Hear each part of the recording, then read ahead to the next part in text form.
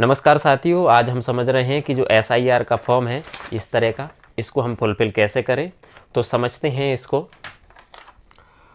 सबसे पहले तो ये फॉर्म है। इस फॉर्म में देखा जाए तो यहाँ पर हमको क्या लगाना है, एक फ़ोटो लगाना है अपना।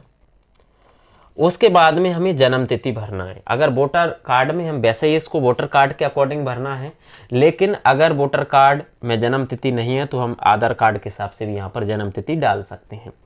दूसरा नंबर है यहाँ पर आधार संख्या। तो हम वैकल्पिक है, भरें तो ठीक है, नहीं भरें तो ठीक है। फिर आधार नंबर भरें यहाँ पर, फिर अपना मोबाइल नंबर जरूर भरें आप। उसके बाद पिता या अभिभावक का नाम भरें और अभिभावक का एपिक नंबर, जो वोटर कार्ड है उसमें एपिक नंबर डला हुआ है, उसको भरें। उसके बाद में माँ का नाम और माँ जो माता का एपिक नंबर डालें।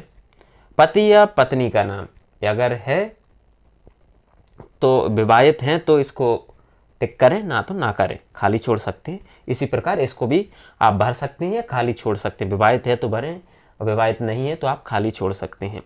फिर इसके बाद है कि इस फॉर्म को 2003 में की सूची में नाम है वो इस फॉर्म को भरे, और जिसका इस सूची में नाम नहीं है तो वो इस वाले को भी फुलफिल कर सकता है। तो जैसे इसमें पूछा गया है कि निर्वाचक का नाम, यानी नाम डाल दें निर्वाचक का, अपना एपिक नंबर डाल दें अगर 2003 की सूची में है तो। उसके बाद रिश्तेदार, यानी अपने पिता का, अपनी माता का नाम डाल सकते हैं यहाँ पर।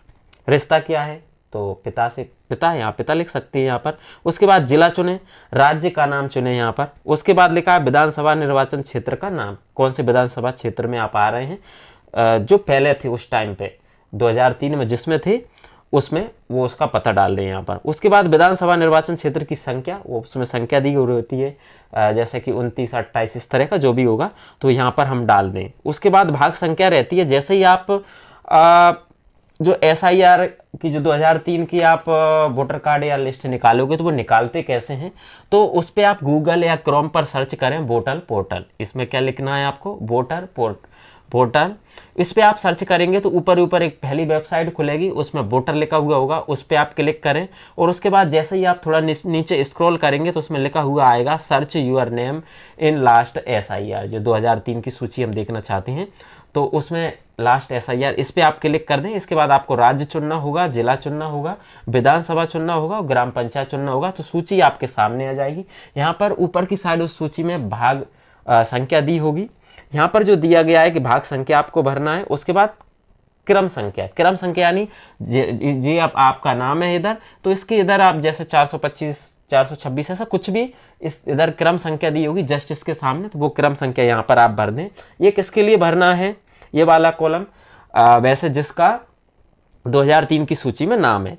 उसके बाद जिसका 2000 सूची में नाम नहीं है तो वो इस कॉलम को जरूर भरना है।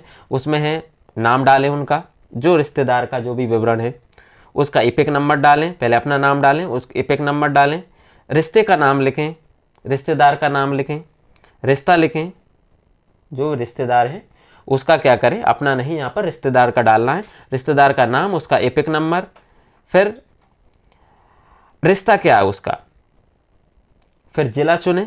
उसके बाद उससे जैसे माता का, पिता का जो भी है, फिर राज्य चुने, उनका निर्वाचन क्षेत्र क्या है, भाग संख्या क्या है, क्रम संख्या इसी प्रकार आपको मिलेगी तो वो आप भर सकते हैं। तो इस प्रकार आप इसको, ये आपका कंप्लीट हो जाएगा। और जो हमने 2003 की जो सूची निकाली है उस पेज में जो आपके नाम है तो उसकी एक कॉपी आप इसमें लगा दें साथ में। तो इस तरह से आप जो एसआईआर का फॉर्म है वो आसानी से आप भर सकते हो।